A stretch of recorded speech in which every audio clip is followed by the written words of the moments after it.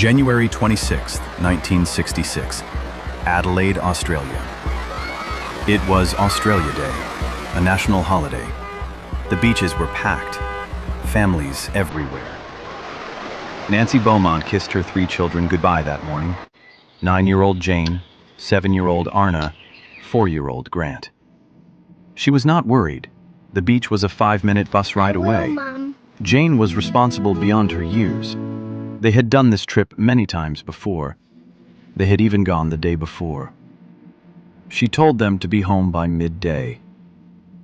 Midday came. No children. 2 p.m. bus. No children. 3 p.m. bus. No children.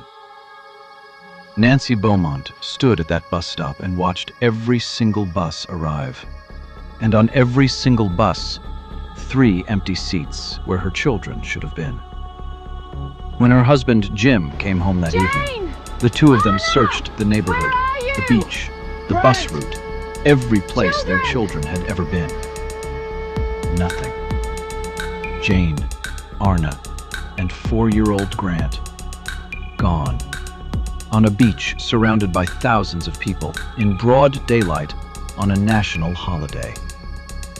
And in the 60 years since that day, not a single confirmed trace of those 3 children has ever been found. This is the Beaumont children case, Australia's longest-running cold case, the mystery that changed an entire nation forever. Let me tell you what we know happened that morning.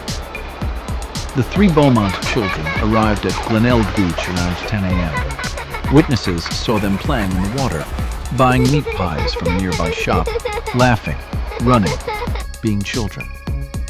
And then witnesses noticed something else. A tall man, blonde hair, athletic build, somewhere between 30 and 35 years old. He was with the children, playing with them in the water, buying them food. Multiple independent witnesses confirmed seeing this man with the Beaumont children that morning. He was not their father. Nobody knew who he was. At around 3 p.m., a witness saw the 3 children boarding a bus heading home, but they never arrived. Somewhere between that bus stop and their front door, Jane, Arnna, and Grant Beaumont simply ceased to exist. The investigation that followed was the largest in Australian history at that point. Police interviewed thousands of people, distributed the suspect sketch across the entire country, set up hotlines that rang constantly for weeks. 3,000 people called in claiming to recognize the man in the sketch. Not one of those leads went anywhere. Now, here is the detail that I want you to sit with for a moment.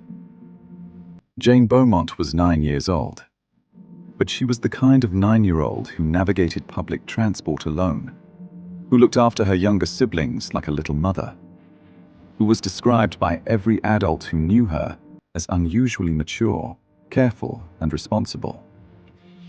For a man to have taken Jane Beaumont, a cautious, streetwise 9-year-old who was in charge of her siblings, he would have needed to earn her trust, completely, on a crowded public beach, in front of hundreds of witnesses. Whoever this man was, he was extraordinarily skilled at making children trust him, quickly, completely, on the one day he needed them to. In January 2026, on the 60th anniversary of the disappearance, new information emerged that reignited the entire case. A woman, identified only as Louise, came forward with testimony that investigators described as the most detailed and credible account they had ever received about the final hours of the Beaumont children. Louise named a man who had long been suspected but never charged, a wealthy Adelaide businessman named Harry Phipps, who died in 2004, who can never be prosecuted. According to Louise's account, Phipps took the 3 children from the beach to his factory in the Adelaide suburb of North Plympton. What happened inside that factory, but the 2 girls did not survive it. Grant, 4-year-old Grant, was taken separately to a local racecourse and buried on the banks of the Sturt River, in an area that has since been concreted over. If Louise is correct, and investigators say they believe she is, 3 children have been buried in Adelaide for 60 years, and people have been walking over them, driving over them, building over them, without ever knowing. Now here is what makes this case even more disturbing than it already is. Harry Phipps was investigated by police years ago. His own son publicly stated that his father was responsible for the Beaumont children. His factory site in North Plimpton was excavated by police in 2018 using ground-penetrating radar. They found evidence of a pit, exactly where investigators believed the children had been buried. But the pit was empty. Someone had moved the bodies before police could find them. Which means someone knew what the police were looking for, and when they were coming. Which means, even in 2018, someone was still protecting Harry Phipps. Someone still alive. Someone who knew everything. The Beaumont case did not just destroy one family. It destroyed an entire way of life. Before January 26, 1966, Australian children routinely walked to school alone, rode bikes to friends' houses, took buses to the beach unsupervised. It was a different era, a more trusting era. After the Beaumont children disappeared, that era ended overnight.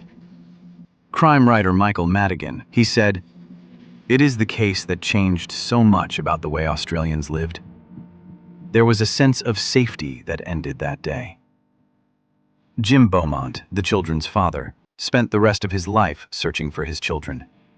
He died in 1995 without ever knowing what happened to them. He never got an answer. He never got a grave to visit. He never got to say goodbye. Nancy Beaumont, their mother, lived until 2021. She was 96 years old. She died without ever knowing.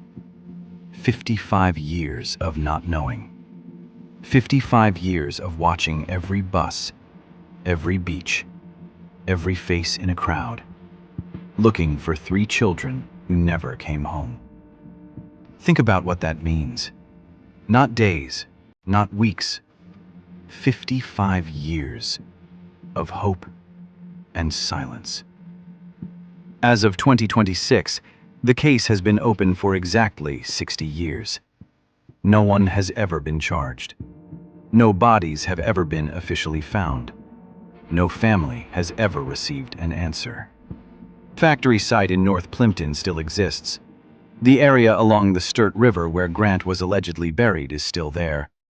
The concrete that was poured over those riverbanks is still there. New DNA technology that did not exist in 1966, or even in 2018, now makes it possible to detect human remains that were previously undetectable. Investigators have quietly noted this several times. Now, here is the question I want to leave you with. Somewhere in Adelaide, there are people who know what happened to Jane Arnna and Grant Beaumont. Louise knows. She has told investigators. Others have stayed silent for 60 years. But the people who helped him, the people who moved those bodies before 2018, they are still alive. They have lived for 60 years with the knowledge of what happened to 3 children. They have watched Jim Beaumont's search and die without answers. They have watched Nancy Beaumont grow old and die without answers. And they have said nothing. Jane Beaumont would have been 69 years old this year. Arnna would have been 67. Grant would have been 64. They would have had lives, families, children of their own perhaps. Instead, they are 3 names on a cold case file in a police station in Adelaide that has been open for 60 years and counting. The man at the beach was never identified. The bodies were never officially found. The truth was never told. And somewhere in Adelaide tonight, the people who know all three of those things are going to sleep, as they have every night for 60 years.